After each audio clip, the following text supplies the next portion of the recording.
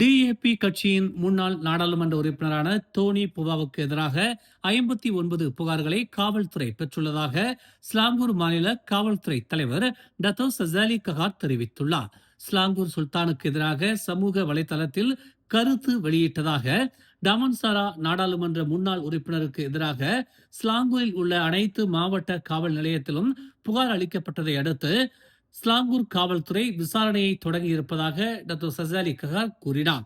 டிஏபியின் சட்டமன்ற உறுப்பினர்கள் ருபூன் நெகாராவை உள்வாங்கி இருக்க வேண்டும் என்றும் அரசு இறையாண்மையை பின்பற்றும்படியும் ஸ்லாங்கூர் சுல்தான் வலியுறுத்தியதற்கு எதிராக டிஏபி கட்சியின் டோனி புவா கருத்து தெரிவித்திருந்த நிலையில் தற்போது அவருக்கு எதிராக 3R குற்றவியல் சட்டத்தின் கீழ் வழக்கு பதிவு செய்யப்பட்டிருப்பதாகவும் மேலதிக நடவடிக்கைகளை காவல்துறை மேற்கொள்ளும் என்றும் டத்தோ சசாலி ககார் கூறினார்.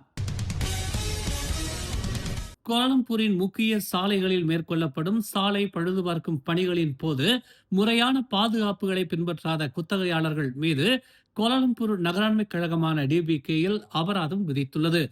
கோலாலம்பூரின் ஜலான் துன் பேரா, துன் தான் சம்பந்தன், ஜலான் மாரோஃப், ஜலான் டிராவஸ், ஜலான் ஷங்காட் தம்பி அப்துல்லா ஆகிய சாலைகளில் மேற்கொள்ளப்பட்ட சோதனை நடவடிக்கையில் 5 குத்தகையாளர்களுக்கு 9 சம்மன்கள் வழங்கப்பட்டிருப்பதாக கோலாலம்பூர் நகராண்மை கழகம் தெரிவித்துள்ளது. சாலைகள் பழுது நடவடிக்கையின் போது அபாய விளக்குகள் இல்லாதது, சாலை கண்காணிப்பாளர் இல்லாதது, சாலையோர மின்கம்பங்களை சேதப்படுத்தியது, அனுமதியின்றி சாலைகளை மூடியது, நள்ளிரவில் குடியிருப்பு பகுதிகளில் முன் அறிவிப்புகள் இல்லாமல் பழுது நடவடிக்கைகளை மேற்கொண்டது போன்ற நடவடிக்கைகளில் முறையாக முன் அனுமதி பெறாமல் செயல்பட்டதால் சம்மன் வழங்கப்பட்டிருப்பதாகவும் 14 நாட்களுக்குள் சம்மனை செலுத்த தவறினால் குத்தகையாளரின் உரிமம் ரத்து செய்யப்படும் என்றும் கோலாலம்பூர் நகராண்மை கழகம் எச்சரித்துள்ளது. இணைய மோசடியில் ஈடுபட்டதாக நம்பப்படும் 2 கும்பலை ஸ்லாங்கூரின் ஷா அலாமிலும் சிப்பாங்கிலும் கைது செய்திருப்பதாக ஸ்லாங்கூர் மாநில காவல்துறை தலைவர் டாக்டர் சசாலி ககார் தெரிவித்துள்ளார். ஷா அலாமில் மேற்கொள்ளப்பட்ட சோதனையில் 19 முதல் 41 வயதுடைய 13 வெளிநாட்டினருடன் உள்ளூர்வாசி ஒருவரும், செப்பாங்கில் மேற்கொள்ளப்பட்ட சோதனையில் 29 வெளிநாட்டினரையும் கைது செய்துள்ளதாக டாக்டர் சசாலி ககார் தெரிவித்துள்ளார். ஷா அலாமில் கைது செய்யப்பட்ட கும்பலிடமிருந்து 2 வாகனங்களையும் 20 கைபேசிகளுடன் 12 மடிக்கணினிகளையும் பறிமுதல் செய்துள்ளதாகவும் அதன் மதிப்பு சுமார் 1,32,000 ரிங்கிட் என கணக்கிடப்பட்டுள்ளதாகவும் அவர் கூறினார். செப்பாங்கில் 69,000 ரிங்கிட் மதிப்புள்ள தொழில்நுட்ப சாதனங்களை பறிமுதல் செய்திருப்பதாகவும் 2 சோதனைகளின் மூலமாக மொத்தம் 2,00,000 ரிங்கிட் மதிப்புள்ள பல்வேறு சாதனங்கள் பறிமுதல் செய்யப்பட்டதுடன் 42 வெளிநாட்டினரும் உள்ளூர்வாசி ஒருவரும் கைது செய்யப்பட்டிருப்பதாக அவர் கூறினார். தலைநகரில் குடிநுழைவுத்துறை நடத்திய ஒரு நடவடிக்கையில் விபச்சார கும்பல் ஒன்றை முடக்கியுள்ளனர். இதில் 16 பெண்கள் உட்பட மொத்தம் 24 வெளிநாட்டினர் கைது செய்யப்பட்டனர். ஜலான் துன் சியூ சின் பகுதியில் உள்ள கோத்தாராயா பகுதிக்கு அருகே இருந்த 4 மாடி கடை ஒன்றில் அதிரடி சோதனையை அவர்கள் மேற்கொண்டனர். ஆபரேஷன் கெகார் என்ற குறியீட்டு பெயரிடப்பட்ட இந்நடவடிக்கையின் வாயிலாக சோதனை மேற்கொண்ட குழுவினர் 27 வெளிநாட்டினர் மற்றும் 2 உள்ளூர்வாசிகள் உட்பட 29 பேரை ஆய்வு செய்தனர். இதன் விளைவாக 24 பேர் கைது செய்யப்பட்டனர். அந்த வளாகம் ஒரு சுழற்சி முறையில் இயங்கி வந்துள்ளது. அங்கு ஒரு அமர்வுக்கு 80 ரிங்கிட் முதல் 120 ரிங்கிட் வரை சேவைகள் வழங்கப்பட்டதாக தெரிவிக்கப்பட்டுள்ளது. அதிகாரிகளால் கண்டறியப்படுவதை தவிர்க்க கடுமையான உள்கட்டுப்பாடுகள் நடைமுறைப்படுத்தப்பட்டிருந்ததாக தெரிவிக்கப்பட்டுள்ளது. அனைவரும் மேலதிக விசாரணைக்காக புத்ராஜயா குடிநுழைவுத்துறை தடுப்பு முகாமில் வைக்கப்பட்டுள்ளதாக தெரிவிக்கப்பட்டுள்ளது.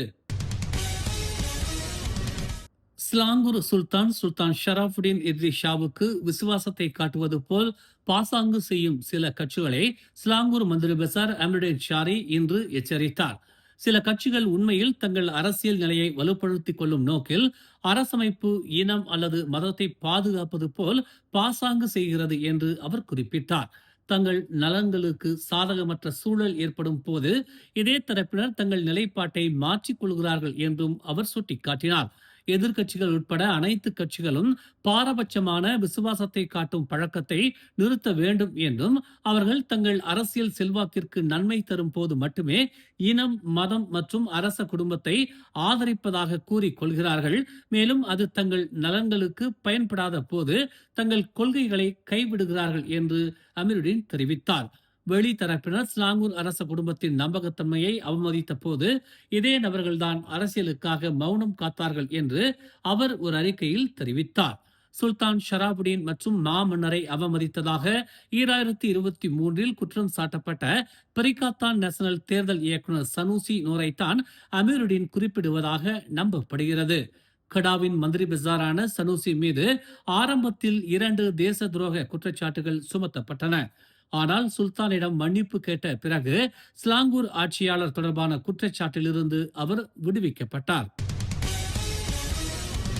கடந்த புதன்கிழமை அன்று அஜாக்கிரதையாக வாகனம் ஓட்டி 2 சகோதரிகளின் மரணத்திற்கு காரணமானதாக குற்றம் சாட்டப்பட்ட 75 வயது முதியவர் ஒருவர் இன்று மஜிஸ்ட்ரேட் நீதிமன்றத்தில் தனது குற்றத்தை மறுத்து வாதிட்டார்.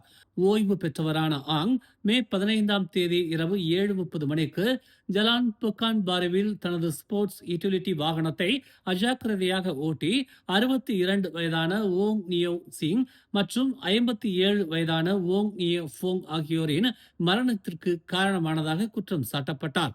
5 பிள்ளைகளின் தந்தையான ஆங்கிற்கு உயர் ரத்த அழுத்தம் மற்றும் நீரிழிவு நோய் இருப்பதால் அவற்றுக்கு தொடர் சிகிச்சை தேவைப்படுகிறது என்ற அடிப்படையில் அவரது வழக்கறிஞர் டோங் குவாங் லிங் குறைந்தபட்ச ஜாமீன் கோரி மேல்முறையீடு செய்தார். இதனை அடுத்து நீதிமன்றம் ஆங்கிற்கு 10,000 ரிங்கிட் ஜாமீன் வழங்கியதுடன் வழக்கு முடியும் வரை அவரது ஓட்டுநர் உரிமத்தை இடைநீக்கம் செய்யவும் உத்தரவிட்டது. ஆகஸ்ட் 4ஆம் தேதி அடுத்த விசாரணை தொடரும் என தெரிவிக்கப்பட்டுள்ளது.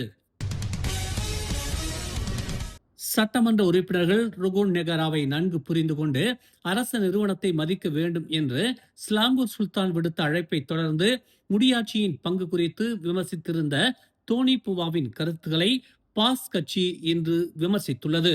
புவாவின் பதில் பொதுமக்களின் கவலைகளை அதிகரித்துள்ளதாக பாஸ் கட்சியின் பொதுச் செயலாளர் தக்வீர் ஹசான் ஒரு அறிக்கையில் தெரிவித்துள்ளார். ஸ்லாங்கூர் சுல்தான் ஷராபுடீன் இட்டிஷா முன்னதாக டிஏபி சட்டமன்ற உறுப்பினர் ஓங் சியூகி மற்றும் முன்னாள் டிஏபி தலைவர் ரோனி லியூ ஆகியோர் ருகுன் நெகாராவை நன்கு புரிந்து கொண்டு அரச நிறுவனத்தை மதிக்க வேண்டும் என்று அழைப்பு விடுத்திருந்தார். மாநிலத்தில் பன்றி வளர்ப்பை முற்றிலுமாக முடிவுக்கு கொண்டு வர வேண்டும் என்ற சுல்தானின் அழைப்புக்கு ஓங் மற்றும் லியூ அளித்த பதில் தொடர்பான சர்ச்சைகளுக்கு மத்தியில் சுல்தான் இந்த அறிவிப்பை வெளியிட்டிருந்தார். இந்நிலையில் இன உணர்வுகளை தூண்டுவதையோ அல்லது அரச நிறுவனத்தை அவமதிப்பதையோ தடுப்பதற்காக மிதமான போக்கை கடைபிடிக்க வேண்டும் என்ற அழைப்பின் பின்னணியில் சுல்தானின் அறிக்கையை பார்க்க வேண்டும் என்று தக்யுடீன் கூறினார். துரதிர்ஷ்டவசமாக பதற்றம் அதிகமாக இருக்கும் மற்றும் இன உறவுகள் மோசமடைந்துள்ள ஒரு நேரத்தில் புவாவின் பதில் தேவையற்ற சர்ச்சையை தூண்டியது மட்டுமல்லாமல் பொதுமக்களின் கவலைகளையும் அதிகரித்துள்ளது என்று அவர் சுட்டிக்காட்டினார். மலாய் ஆட்சியாளர்களுக்கு அளிக்கப்படும் எந்த ஒரு பதிலும் விவேகமானதாகவும் மரியாதைக்குரியதாகவும் இருக்க வேண்டும் என்றும் அவர் வலியுறுத்தினார். புவா எழுப்பிய பிரச்சனைகள் ஆட்சி முறை தொடர்பானவையாக கருதப்படலாம் என்றும், ஆனால் அவை உணர்ச்சி வசப்பட்ட சூழலில் விவாதிக்கப்பட்டு அரசியல்மயமாக்கப்பட்டால் சமூகத்தை பிளவுபடுத்தக்கூடும் என்றும் தக்கியுதீன் எச்சரித்தார். ஓம்ஸ் அறவாரியத்தின் ஆதரவில் மலர் டிவி வழங்கும் திரையிசை கண்ட இலக்கியம் நயம்பட உரைப்போம் 2026. பேச்சுத்திறன் உள்ளவர்களா நீங்கள்? உங்களுக்காக காத்திருக்கிறது பரிசு மலை. எண்ணற்ற திரைப்பாடல்களில் பண்டைய இலக்கிய கருத்துகள் கையாளப்பட்டுள்ளன. கண்ணதாசன், வாலி, பட்டுக்கோட்டை, வைரமுத்து முதல் பலரும் பண்டைய இலக்கிய செயல்களை தங்கள் பாடல்களில் கையாண்டுள்ளனர். அப்படிப்பட்ட பாடல்களை அடையாளம் கண்டு 5 நிமிடங்களில் விளக்கி நயம்பட உரைத்து காணொலியாக்கி அனுப்புங்கள். 2 பிரிவுகளாக இப்போட்டி நடைபெறுகிறது.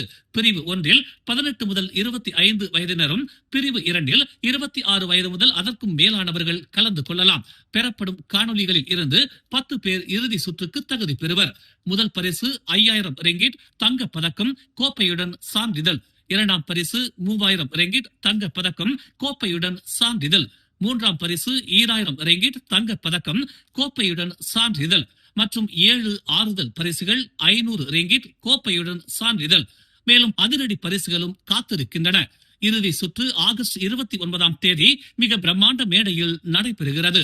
போட்டிக்கான மேல் விவரங்களையும் விதிமுறைகளையும் malartv.org எனும் அகப்பக்கத்தில் பெற்றுக் கொள்ளலாம். தொடர்புக்கு 0112244301 என்ற எண்களில் அழைக்கலாம். பங்கேற்பாளர்கள் உடனே பதிவு பாரத்தை பூர்த்தி செய்து போட்டியாளராகுங்கள்.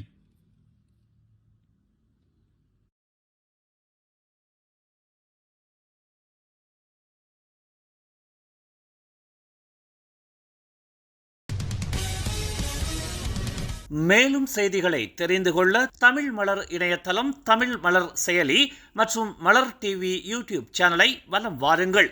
எங்களோடு இணைந்திருக்க மலர் டிவியை பதிவு செய்து கொள்ளுங்கள். உறவுகள் மகிழ்ந்திட விருப்பம் மற்றும் பகிர்வு சேவையை சொடுக்கிடுங்கள்.